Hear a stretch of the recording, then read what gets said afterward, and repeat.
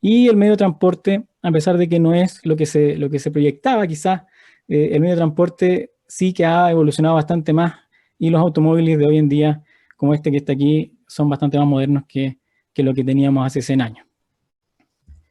Entonces, si queda claro, y esto es lo que quería dejarles claro, que el mundo ha cambiado. ¿Qué ha pasado con la geotecnia? El mundo cambió y la geotecnia, en qué quedó la geotecnia? Ese es el tema de hoy.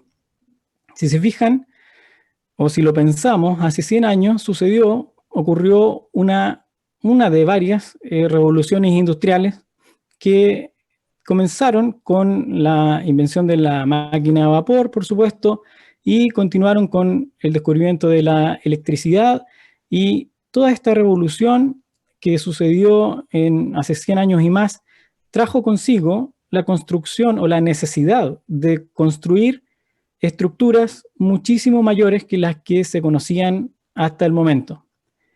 Fue necesario para obtener electricidad de manera abundante construir represas, por ejemplo, que hasta ese tiempo no eran necesarias porque no había surgido esa necesidad. Los edificios, dada la tecnología que aumentó, comenzaron a ser más altos y más grandes. Los puentes también. Todo comenzó a crecer en términos de obras civiles.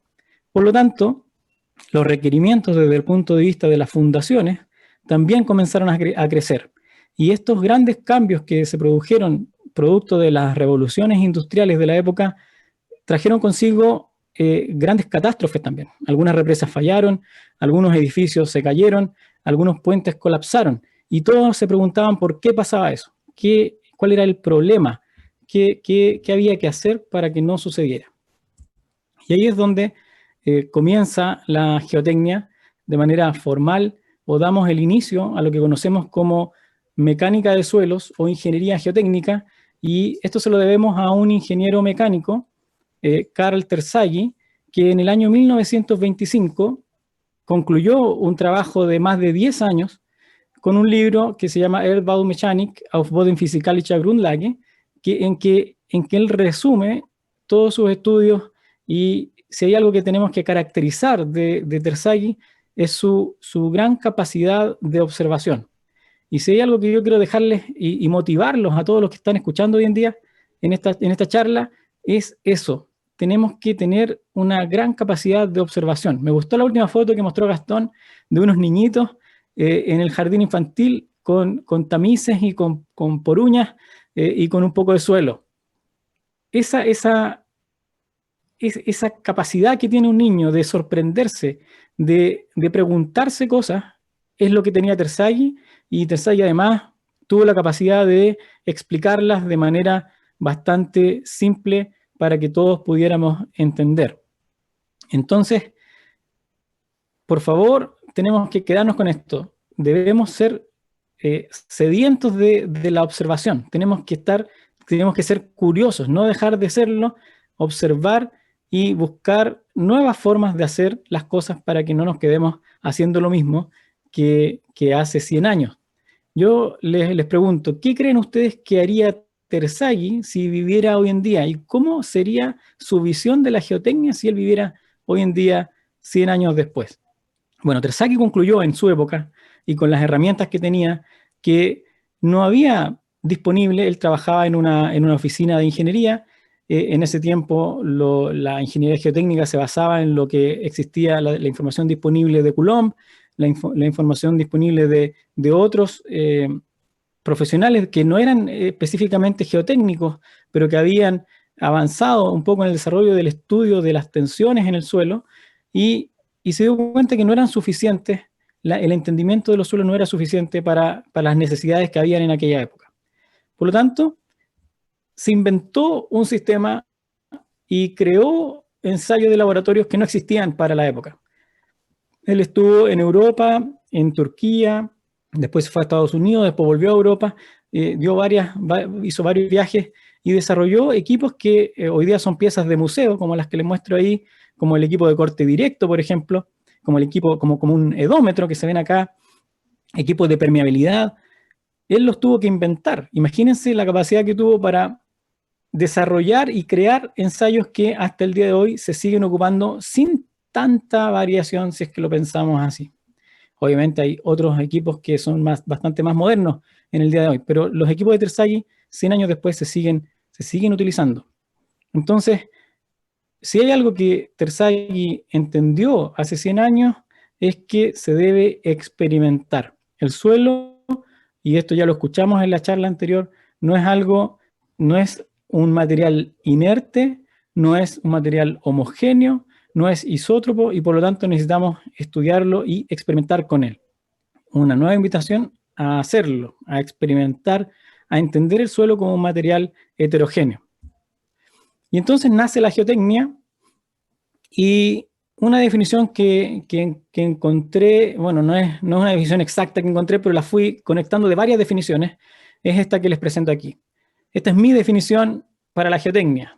Y dice que la geotecnia ha evolucionado en el tiempo para el término geotecnia, porque no siempre significó lo mismo, pero en este momento podríamos decir que se refiere a el conjunto de disciplinas de la ingeniería civil que tratan acerca de la identificación y descripción, y si fijan ahí está la experimentación, identificación y descripción de las características técnicas del subsuelo cuando se construye sobre, en o con suelo o roca.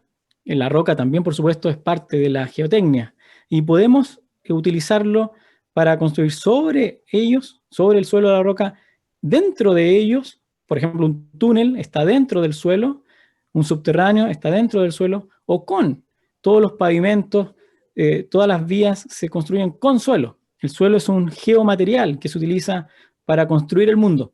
Así que la geotecnia es una disciplina transversal a la ingeniería civil. Y entonces debemos sentirnos bien orgullosos los ingenieros geotécnicos porque estamos en todas las áreas de la ingeniería civil, desde las estructuras hasta la hidráulica, pasando por el transporte, obviamente, por la construcción. La geotecnia es transversal. Tenemos ahí un rol muy importante y una invitación a los estudiantes de ingeniería civil que si quieren dedicarse, si tienen que elegir un área, bueno, en el Instituto de Obras Civiles, en la carrera de la Universidad Austral, no nos dan o no nos ofrecen una especialización. Si bien es cierto, de alguna manera, por la historia de la carrera, salimos como más bien orientados hacia el área estructural. Les invito a especializarse y vamos a ver cómo más adelante en geotecnia, porque hay una gran necesidad de ingenieros geotécnicos, hay una necesidad tremenda de profesionales capaces y que puedan desarrollar y resolver problemas en ingeniería geotécnica. Así que todos invitados a la geotecnia. Y un poco de historia bien breve en cómo ha evolucionado la geotecnia en 100 años o cuáles son las disciplinas en donde ha estado el énfasis en cada década o en varias décadas. Al principio comenzó obviamente con Terzaghi, con esta hambre de experimentar y de evaluar y de estudiar los suelos de una manera física. Los conceptos que nos dejó Terzaghi continúan válidos hasta el día de hoy. Muchos de ellos tenemos que volver a recuperarlos porque se han ido perdiendo, pero la vida y la situación nos trajo problemas como los grandes terremotos de la década de los 60. Esta foto del terremoto de Niigata muestra la evidencia de lo que sucedió. Hasta ese tiempo no se sabía que los suelos pudieran licuar, por ejemplo. Gastón algo nos comentó. Los suelos licúan y por lo tanto en los años 60 comenzó toda una investigación de qué podemos hacer para que no pase esto, para no tener este tipo de catástrofe. Y hoy en día la gran mayoría de los proyectos en suelos saturados, potencialmente licuables, tienen un capítulo de el estudio del potencial de licuación para evitar que pasen esas cosas. Los años 80 se caracterizaron por un desarrollo importante de la computación personal. Ya no eran grandes oficinas llenas de equipos gigantescos para poder hacer un cálculo, empezaron a ser más pequeños, la tecnología de la informática empezó a desarrollarse y así también los modelos constitutivos y todo el desarrollo numérico que tuvo su boom en los años 80 y por supuesto que ha continuado hasta el día de hoy. Y en la actualidad, si hay un área en la que tenemos trabajo los ingenieros geotécnicos es en el área de la energía. Y ahí les muestro una torre eólica y el sur de Chile está, pero propicio para poder hacer mucho desarrollo eólico y también, por supuesto, solar. Bueno, principalmente el norte de Chile puede desarrollarse más bien en el tema solar, pero en el sur también. Hace poco nos tocó hacer un estudio de un parque fotovoltaico en Balmaceda, cerca de Balmaceda, en Coyhaique. Imagínense, tan al sur y aún así se pueden construir parques solares. Entonces, esto viene para quedarse y de aquí al año 2030 la matriz energética de Chile va a cambiar completamente, pasando de energías, producto de materiales fósiles como el carbón, como el petróleo y también de carbón, termoeléctricas, a pasar a una matriz energética principalmente eólica. Las hidroeléctricas, por supuesto, van a permanecer y solar también. El desarrollo solar es tremendo. Y ahí los ingenieros geotécnicos tenemos un rol muy importante que desarrollar. Así que la invitación a los ingenieros, a los futuros ingenieros, que busquen el área energética y no les va a faltar el trabajo, por supuesto que no. Entonces, ¿cuál es la característica más importante o qué caracteriza el año 2020? Y el año 2020 tiene una característica que viene ya de la última década, que es el acceso instantáneo a la información. Hoy en día no necesitamos más que un par de clics para encontrar cualquier cosa, cualquier tema. Ustedes quieren saber de algo y toman su dispositivo móvil, hacen una búsqueda y ni siquiera tienen que apretar ningún botón porque le hablan ahora al teléfono y pueden recibir una respuesta acerca de esa búsqueda que desean encontrar. Ese acceso instantáneo a la información lo cambia todo. El año 2020 es el inicio, bueno, esto viene ya desde la última década, pero viene ahora este cambio de década muy, muy orientado al desarrollo o viene un cambio, una nueva revolución industrial, en que las formas que teníamos de aprender, las formas que teníamos de enseñar van a cambiar. Y por eso la pregunta de la charla es, ¿cómo aprender geotecnia en esta década, en este momento, 100 años después de lo que vio Terzaghi en aquella época? Sobre la información podemos decir que ahora hay mucha información. Esta estadística es del año 2015. Si se fijan, entre el 2012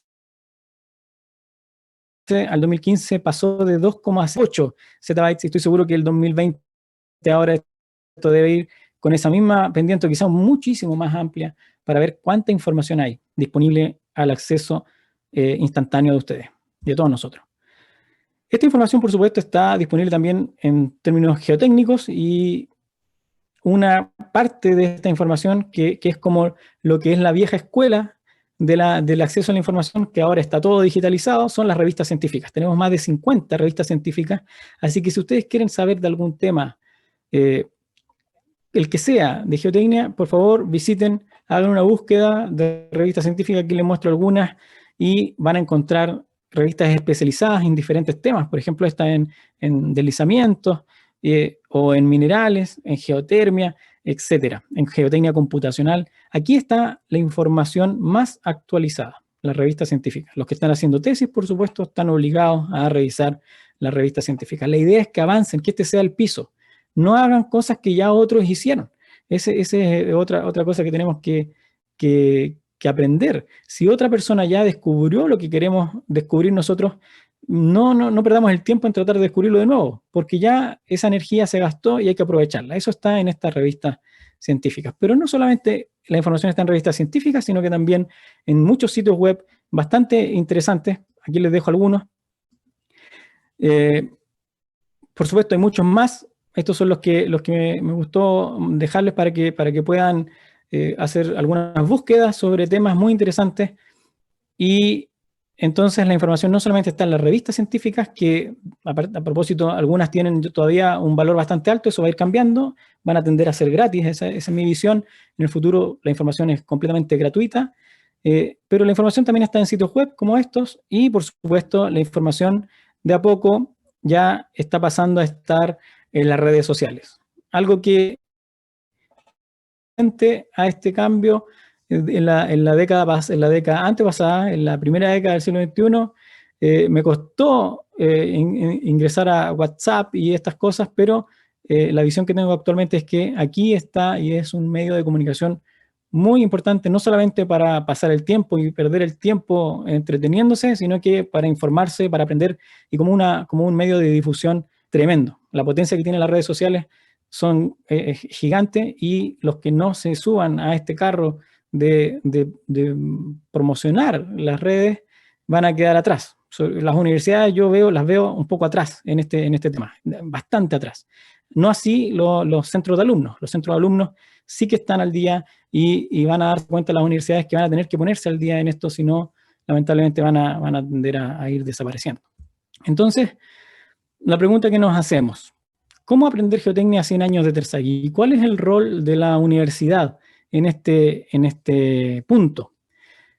Fíjense lo que pasa con la universidad y cómo era la universidad hace 100 años. ¿Qué pasó con Terzaghi cuando fue a la universidad? Terzaghi no estudió geotecnia en la universidad, no existía esa carrera o esa especialización en ese tiempo. Entonces, ¿qué hizo Terzaghi?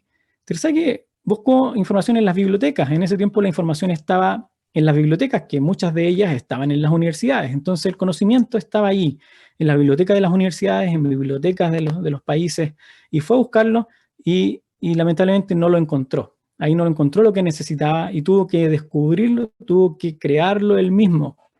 Nosotros hoy en día tenemos la ventaja, y nuevamente les pregunto, ¿qué haría Terzaghi con toda la información que tenemos hoy en día? Tenemos la ventaja de que ya no tenemos que ir a la biblioteca, ni siquiera tenemos que movernos de nuestro asiento para encontrar información. Esa revista científica que tiene esa información, esas investigaciones, está en la palma de nuestra mano, está en la pantalla de nuestro computador. La búsqueda bibliográfica, si ustedes retroceden no más de 20 años, cuando estudiábamos con Gastón, para hacer nuestras tesis, lo que teníamos que hacer era ir a la biblioteca y revisar en papel los papers, porque el internet que había en aquella época era bastante más incipiente de lo que tenemos hoy en día. Entonces, mucho trabajo se hacía en papel, muchos informes se escribían a máquina y de a poquito fueron cambiando y hoy en día está todo al alcance de la mano. Entonces las universidades, si se fijan, el rol que tenía la universidad hace 100 años, donde era el lugar donde se concentra el conocimiento, ya no es tal, porque el conocimiento no está concentrado en las universidades, el conocimiento está disponible gratuitamente para todos. Entonces, ¿qué pasa con eso? Ya la universidad no es el único lugar donde encuentro el conocimiento. Un profesor, no necesito encontrar un especialista en la universidad o el mejor especialista en la universidad de mi ciudad. Si yo vivo en Valdivia, por ejemplo, hace 20 años o hace 100 años, la única opción que tenía de aprender geotecnia, bueno, no hace 100 años porque estaba incipiente, pero en los años 50, ¿dónde podía aprender geotecnia? Bueno, tenía que ir a la universidad donde hubiera un profesor que enseñara geotecnia. Hoy en día no necesito ir a la universidad para aprender geotecnia porque tengo geotecnia en todas partes disponibles, no solo en las universidades. Así que ahí el rol de la universidad va a cambiar. Yo estoy seguro que, y hay un llamado de atención, no sé si hay algún académico o profesionales relacionados con la universidad en esta charla. En los próximos 10 años el rol de la universidad va a cambiar. Y si las universidades no se ponen al día en lo que están haciendo, van a estar destinadas a desaparecer. Algunos informes indican que el año 2035 ya no van a existir universidades como las conocemos. Así que atención a eso, porque el mundo está cambiando y la forma de aprender geotecnia. Y les dejo esta frase que me pareció muy, muy interesante. En clase de geotecnia a veces pienso que el profesor es el único que entiende lo que está diciendo. Y si hay algo que caracteriza el estudio de la geotecnia, por lo menos cuando yo era estudiante, y ahí hago un recuerdo al profesor Collarte, en el momento en que yo estudiaba, y quizás a ustedes les pasó, no sé si tuvieron clase con el profesor Collarte, yo sentí que no aprendí nada. Estaba ahí en clase, escuchaba al profesor que escribía en la pizarra y bueno, resolví las pruebas que me hicieron, las resolví bien porque pude aprobar los 2 ramos de mecánica de suelos 1 y 2, que así se llamaban en mi época, pero me quedé con una sensación de no haber aprendido lo suficiente. De hecho, cuando tuve que trabajar, quedé con esa misma sensación. Pero, ¿qué hacemos cuando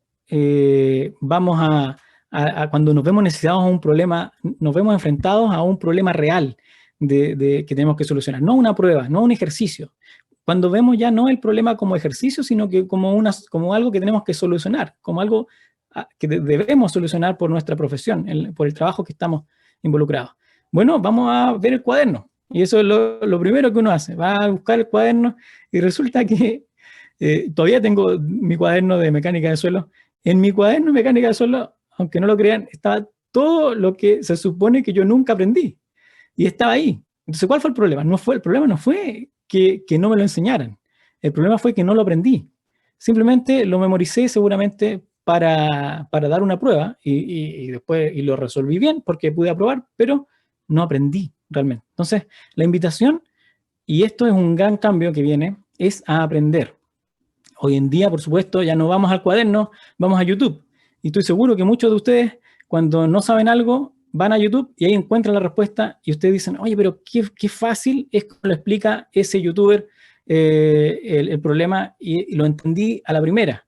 Y este es un gran llamado de atención a los profesores, porque ya no podemos enseñar, yo hice clase 12 años en Concepción, aquí en la Universidad Católica de Concepción, no podemos enseñar como enseñábamos antes. Porque lamentablemente esa forma de enseñar es un poco compleja y algunas personas se adaptan bien, son más abstractas quizás, pero la geotecnia debemos enseñarla de una manera más práctica. Así que con ejemplos simples. Ahí hay una etapa del aprendizaje, hay todo un proceso en cómo funciona el cerebro y tenemos que ocuparlo. Los youtubers lo entienden muy bien, hacen un video, lo estructuran bastante bien y logran entregar conceptos y que si después eso se pone en práctica con un ejercicio y si después más encima uno lo ejecuta, como cuando está trabajando, que lo tiene que ejecutar, enfrentarse a un problema real, se completa el aprendizaje y ahí uno puede decir, sí, ahora sí que aprendí. Entonces, hay un rol ahí importante como del estudiante. Entonces, de aquí en adelante lo que quiero es que veamos en qué nos debemos enfocar. Vamos a ver primero qué es lo fundamental. Y un poco, Gastón ya nos comentó cuáles son las bases de la geotecnia. Y las bases de la geotecnia pasan por la geología, por supuesto, tenemos una asignatura en la universidad por la mecánica, por la ciencia de los materiales, la química, aunque no nos guste, también está muy, muy presente en los suelos finos, sobre todo la física, 100%, y aunque no lo crean, la biología también es parte de la geotecnia, en menor medida, pero está involucrada. Y si hay algo que quiero que se guarden, son estas tres cosas que tienen que son de importancia en geotecnia. El suelo está formado por partículas, y esto es una verdad que no la vamos a cambiar, lo dijo Terzaghi hace 100 años, y esto no cambia. El suelo de hace 100 años y el suelo de hoy en día sigue estando formado por partículas. Y las características de las partículas en un nivel de partícula, si lo logramos integrar para un grupo de partículas, podemos obtener respuestas del suelo en una escala macroscópica. Entonces, si miramos el suelo, que muchas veces tiene partículas muy pequeñitas, pero partículas después de todo, si lo miramos a escala partícula y buscamos sus características y extrapolamos esas características en una escala macro, vamos a entender cómo se comporta. Entonces tenemos que mantener eso, que fue lo que hizo Terzaghi, lo vimos en una foto con un microscopio, miremos las partículas al microscopio porque muchas no se pueden ver a simple vista y nos vamos a preocupar de estas tres cosas. Primero, del tamaño. Las partículas se comportan en conjunto de manera distinta cuando son de un tamaño u otro. No es lo mismo tener muchas partículas pequeñitas que tener muchas partículas grandes o que tener mezclas de partículas pequeñitas con partículas grandes. El tamaño de las partículas, que en geotecnia se resuelve con la curva granulométrica, así se llama lo que representa el tamaño de las partículas. Los que tuvieron suelos ya tienen que haberla visto. La curva granulométrica es una gráfica que nos permite representar a las partículas por tamaño. Es muy, muy, muy importante. Y eso hay que mantenerlo, eso no cambia. Algo que no usamos mucho, pero que tenemos que incluir, es la forma. No solo el tamaño de las partículas influye, sino que también la forma. Esta partícula, por ejemplo, es una partícula más bien angular. Esta es una partícula joven, que ha sido recién triturada de la roca madre, se separó por algún proceso de erosión. Esta partícula se va a comportar distinta que esta otra, que es una partícula más viejita, una partícula más redondeada, que por su viaje, por su transporte, por los diferentes medios de transporte, el viento o los ríos o un lago, por ejemplo, se redondeó, los cantos se le redondearon. Esta partícula vieja se comporta distinto que esta partícula joven, y eso es clave. Por lo tanto, vamos a estudiar la forma de las partículas. El comportamiento mecánico en macroescala se ve influenciado por la forma de las partículas. No es lo mismo tener estas partículas redondeadas que estas partículas más angulosas. Y las partículas se acomodan en el espacio. No es lo mismo tener las partículas bien sueltas, unas separadas de otras, que tenerlas todas juntas y bien acomodadas. No es lo mismo tener partículas de un mismo tamaño que dejan hartos espacios entre medio, que tener partículas de diferente tamaño, que los espacios que dejan entre medio se rellenan con espacios con las partículas más pequeñas. Partículas grandes con espacios pequeños rellenos con partículas pequeñas. Va a ser un suelo completamente distinto. Entonces, el acomodo espacial también es importante. Si se quedan con esto, yo soy feliz en esta charla. Tamaño, forma, acomodo espacial. Estas son las bases y tenemos que mantenerlo. Y aquí les muestro algunos ejemplos de suelos. La arena de Pucón, una arena volcánica, bien angular, amorfa, liviana, porque está con algunos vacíos, algunos alcanzan a ver ahí, las partículas mismas tienen poros dentro de las partículas. La arena de Puerto Montt, Gastón ya habló de esto, hicimos una investigación con él hace un par de años para un congreso con el cono dinámico, y esta es la arena de Puerto Montt. La arena es una arena alemana que tuvimos que estudiar allá cuando estuve por Alemania, también bien graduada y no es muy redondeada, es bastante joven esta arena. Y por supuesto la arena Biobío, la arena característica de nuestra ciudad aquí en Concepción, y mañana de hecho aprovecho de dar el aviso, va a haber un seminario de la Sochige, en donde me toca hablar sobre la arena Biobío y las propiedades y características que tiene esta arena y cómo se comporta para el uso geotécnico. ¿Cuáles son las características principales de la arena Biobío? En la Sochige mañana a las 6:30. Resulta que el suelo, si hay algo característico, es que sus vacíos, el espacio que hay entre partículas, no siempre está lleno con aire. Otras veces está lleno con agua. Entonces, el suelo va a ser una mezcla de dos cosas: partículas y fluidos. Y estos fluidos pueden ser el aire, por supuesto, como también puede ser el agua o algún otro fluido, petróleo o otros fluidos que podemos encontrar en los suelos. Entonces, el esqueleto o las partículas van a tener un comportamiento friccional, principalmente, sobre todo si son partículas más grandes.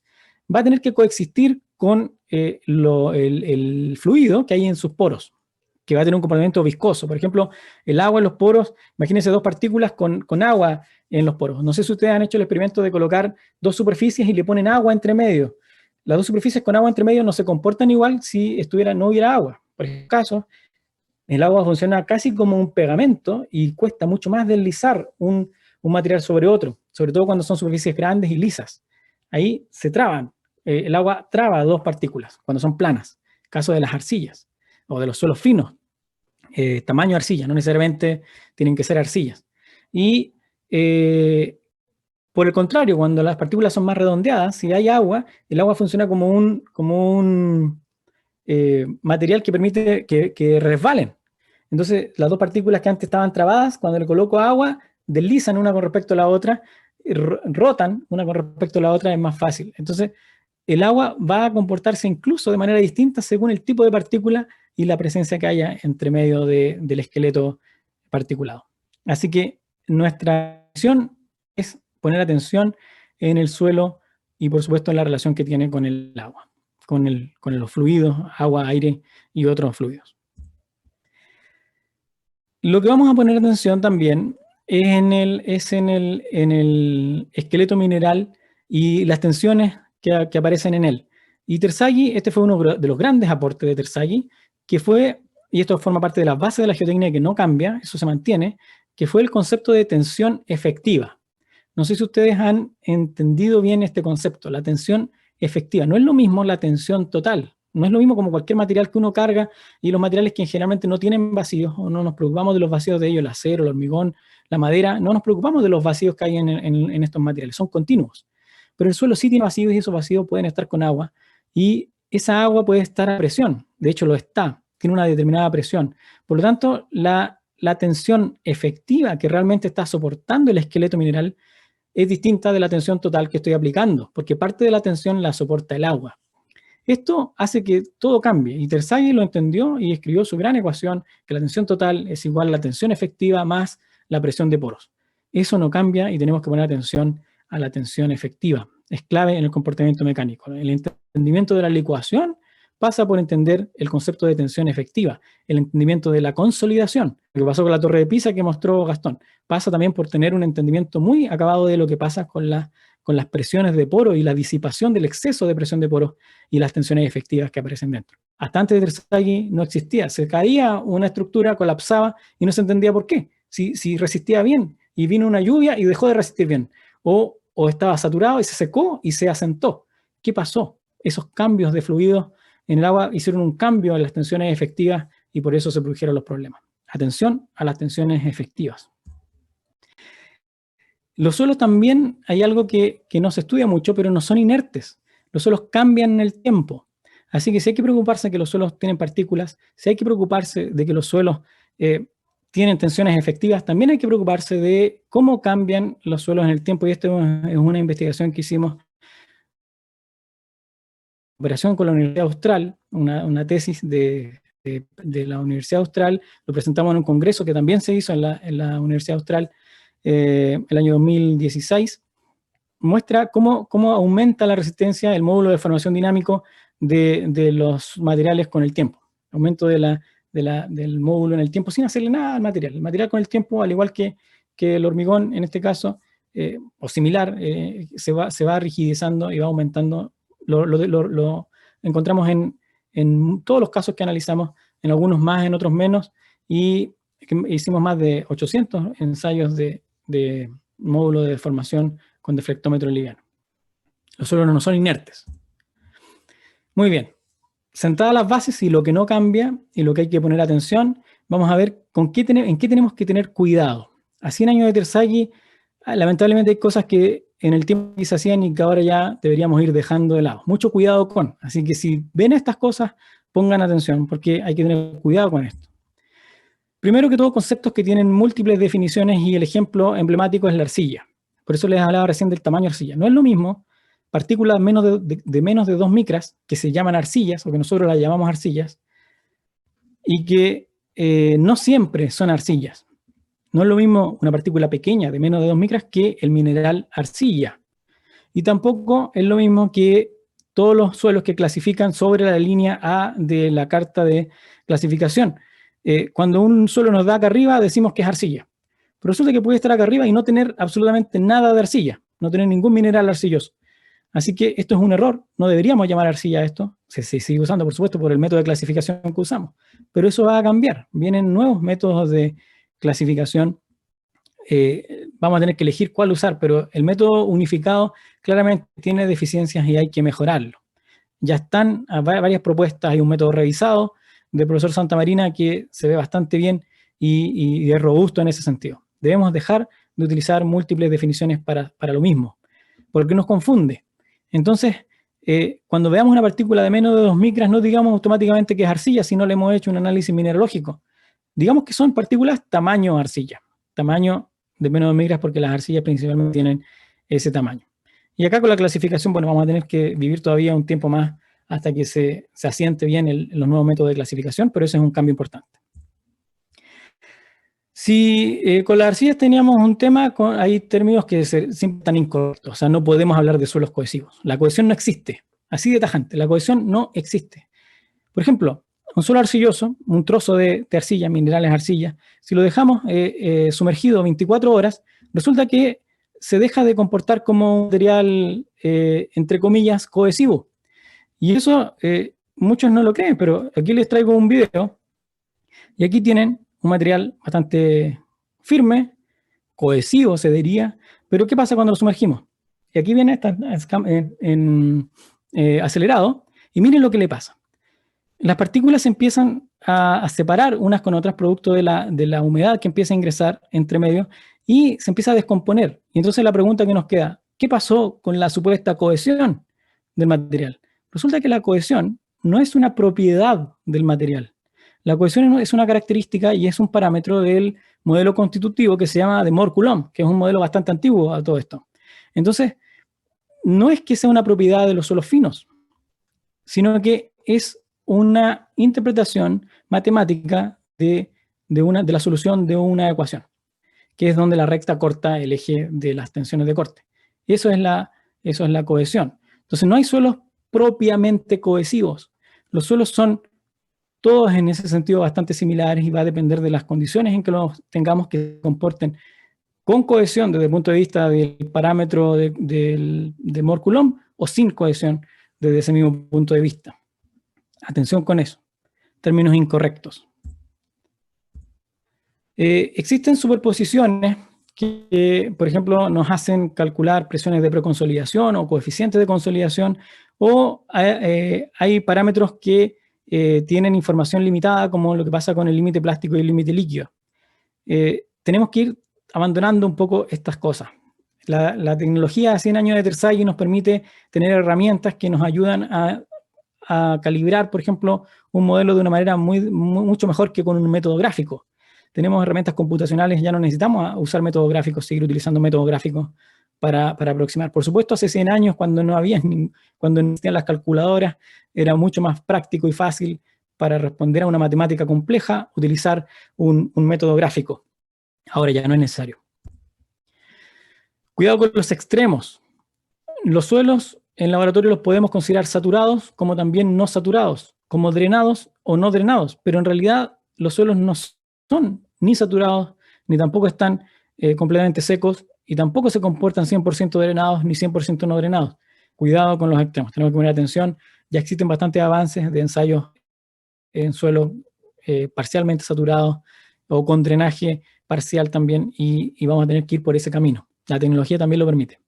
Si hay algo que caracteriza el siglo XXI y la década que estamos, es la tecnología. Si no usamos la tecnología, estamos quedando atrás, estamos manejando autos viejos, es como si estuviéramos manejando un auto de los años 50, hoy día en el siglo XXI. No es eficiente utilizar un auto de esa época, es lento, tiene bastantes inconvenientes, falla más seguido, las mantenciones son caras.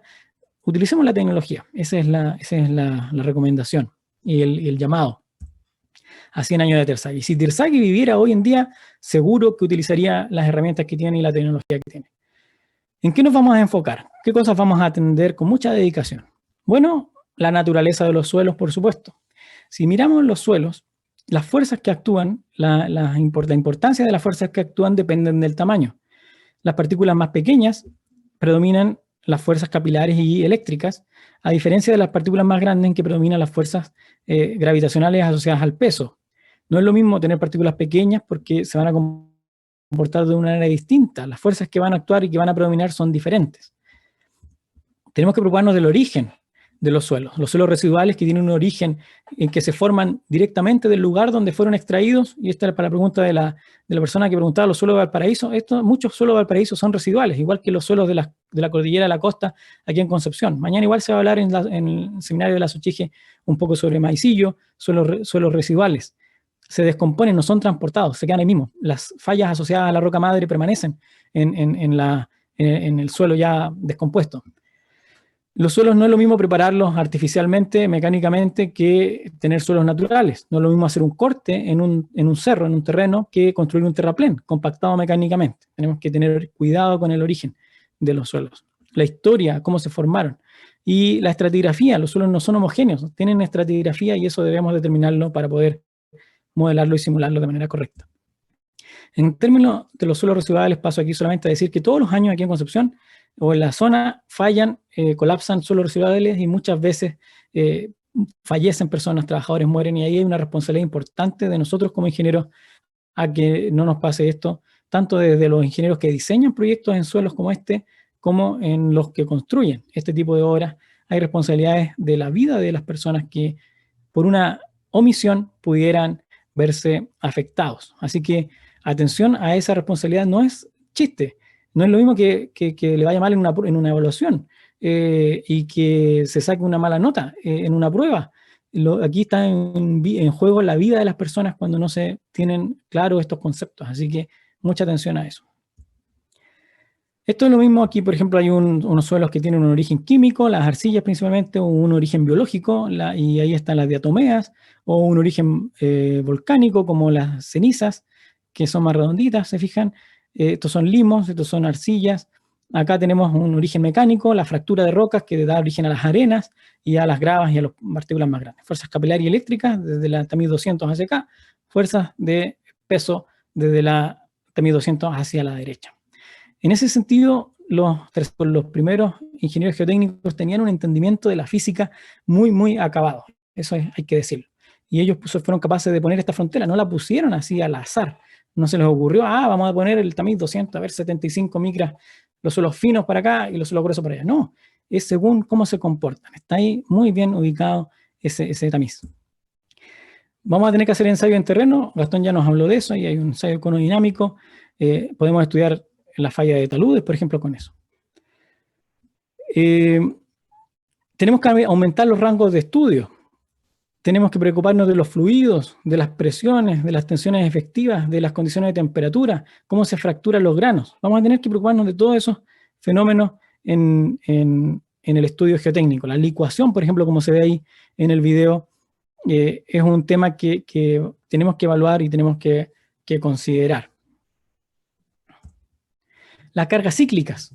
Con este aumento de la construcción de parques eólicos, las cargas cíclicas de muchos ciclos van a venir asociadas o estas estructuras vienen asociadas a estos tipos de problemas.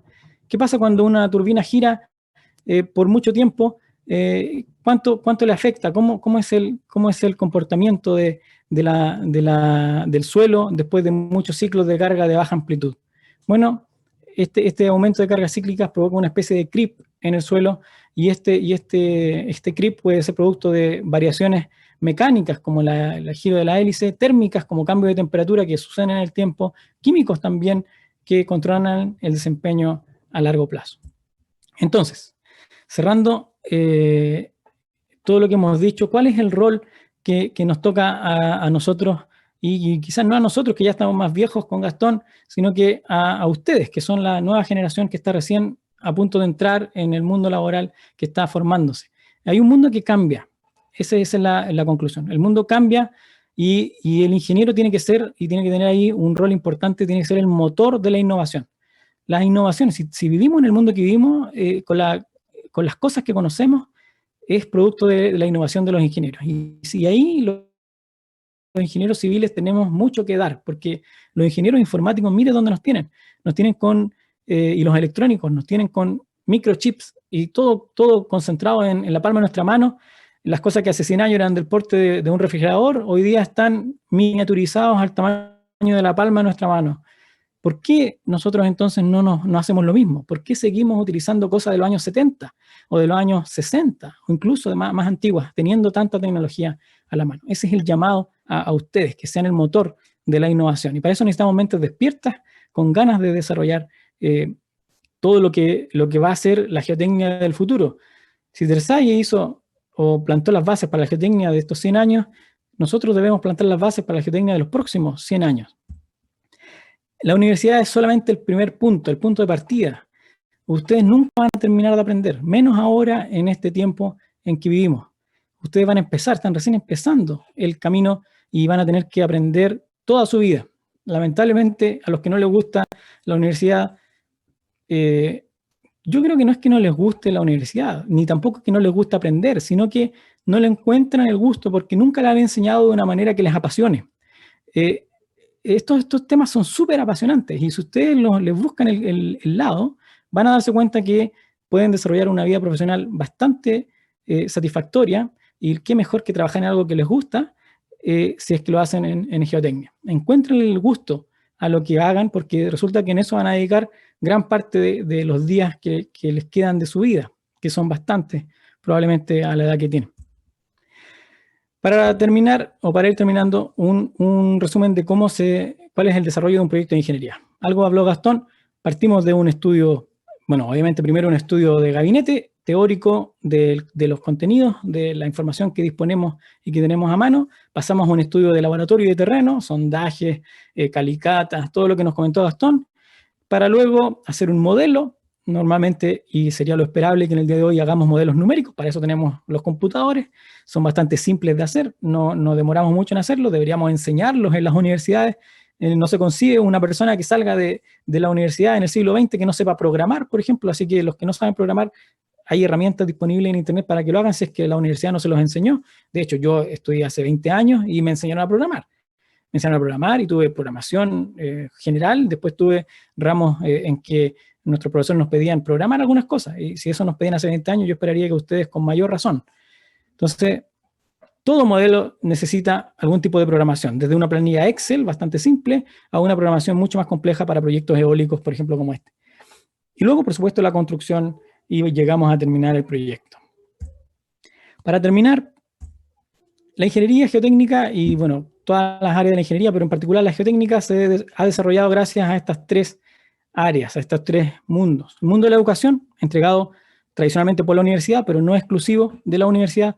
El mundo de la investigación, los que educan también investigan y se espera que un profesor universitario investigue, no se concibe un profesor que no investigue. La universidad es la que está llamada a la investigación, a descubrir cosas nuevas que no se han enseñado aún. Esas cosas nuevas tienen que permear hacia la práctica, hacia el servicio, y esa práctica tiene que, por supuesto, enseñarse nuevamente, y ahí se completa el círculo. Se enseñan cosas, se investigan cosas que no existen, dado los problemas de la práctica, de la ingeniería práctica, se ponen en práctica estas cosas nuevas y esas se vuelven a educar, y se produce una sinergia. Hay que eliminar lo obsoleto y lo incorrecto, fortalecer las bases y nunca dejar de aprender. Tenemos que hacer grandes descubrimientos al nivel de los grandes desafíos que tenemos hoy en día, los grandes problemas, y tenemos que solucionarlos para poder volver a educar y tener esta interacción sinérgica. Ustedes están llamados a escribir el mañana. Este es un puente que todavía no se termina, así que ustedes tienen que ser los que van a terminar de completar este camino hasta lo que va a ser, quizás qué va a ser en 10 años más. Ya hemos visto bastantes avances, esperemos que esta década también traiga muchos avances adicionales. Y para terminar, quiero mostrarles un poco lo que es Más Geotecnia, y así como hay tres áreas, Más Geotecnia también las tiene. Tiene la comunidad, que es donde enseñamos geotecnia. Tenemos una comunidad, como Pía nos lo dijo en la presentación, de más de 2.500 miembros. Ofrecemos cursos gratuitos de mecánica de suelo. Hicimos el primer semestre de rocas, estamos haciendo ahora con profesores de primer nivel. Para el curso mecánica de rocas tenemos 2 doctores, difíciles de conseguir a ese nivel de profesores. Están disponibles para el curso gratuito en el Más Geotecnia. Desarrollamos investigación también. Algo hicimos con Gastón en su momento, también hemos hecho investigación con otros profesionales. Tenemos cooperación con diferentes universidades para hacer cooperación con Alemania, producto de mi formación. También hay investigación, desarrollamos investigación con ellos. Y por supuesto, lo que nos da de comer son los servicios, así que realizamos servicios que ponemos en práctica, donde ponemos en práctica lo que hemos investigado y descubierto, y esos servicios también, obviamente, los enseñamos. Si hay algo que Más Geotecnia nos caracteriza, es entregar, y les entregamos todo, a pesar de que algunos me dicen, no, pero es que no entregues todo, porque después te lo van a copiar. No importa, cópienlo, si esa es la idea, cópienlo y háganlo mejor todavía, y así aprendemos todos. Así que lo que se pone en práctica se enseña, y se completa el círculo y la sinergia. Algunas cosas de las que hacemos es, por ejemplo, sacarle fotos macroscópicas a todas las partículas. Así podemos entender bien la forma y ver cómo son los granos. Cuando son más chiquititas y no tenemos capacidad con nuestras cámaras, y tenemos cooperación, por ejemplo, con el GEA de la Universidad de Concepción, y nos sacan fotografías al microscopio electrónico. Aquí tenemos unas arenas, fíjense lo bonitas que se ven estas arenas, partículas milimétricas, 200 micras de partícula aquí. Fíjense las grietas que tienen, cómo ha sido fracturada esta partícula en el tiempo. Es sorprendente cómo se ven las cosas al microscopio. Modelación, por supuesto hay que hacer modelación, y también lo hemos hecho con varios proyectos. Este caso con Herna BioBio, ahí está la curva granulométrica. Estudiar materiales difíciles, como los materiales de la cordillera Nahuelbuta, el maicillo. Hicimos un estudio para Forestal Mininco muy, muy interesante. Caracterizamos fundos de diferentes sectores, desde Constitución hasta Osorno. Placa de carga dinámica, el deflectómetro, que fue parte de la tesis que les decía, en cooperación con la Universidad Austral. ahí está, eso es lo que se demora un par de minutos en hacer un ensayo que muchas veces se puede demorar una hora o un poco más, se puede hacer en un minuto o incluso menos de un minuto lo que demora en hacer el ensayo. O sea, la tecnología tenemos que usarla. Y hemos trabajado en 14 parques eólicos y en un parque solar en este último tiempo. Más Geotecnia va por el lado de la energía. Si hay algo que es interesante de hacer, son los proyectos que tengan que ver con energía. Hemos realizado más de 500, yo creo que ya vamos en 600 ensayos de placa de carga para parques eólicos, más de estática y más de 1500 de dinámica o de deflectómetro booleano. Tenemos bastante desarrollo en laboratorio, investigación, geofísica también, por supuesto, equipos. Desarrollamos equipos, este equipo lo fabricamos y lo ofrecemos también para los que quieran adquirirlo. Tenemos la comunidad con la academia y también realizamos estudios. Y hablando de la academia, están todos invitados a suscribirse a los cursos. La idea es poder entregarles las mayores herramientas y herramientas tecnológicas novedosas, enseñarles lo último de la geotecnia y estamos seguros de que el aprendizaje de la geotecnia va a cambiar y queremos ser parte y protagonistas de ese cambio, innovando y enseñando de una manera atractiva que los motive y que ustedes puedan sentirse muy contentos de ser ingenieros geotécnicos. Así que todos invitados a la Academia de Más Geotecnia. Tenemos becas para los que están financiadas por varias empresas, así que esta semana es la última, por eso aprovecho de invitarlos a todos a postular. Algunos ya han postulado,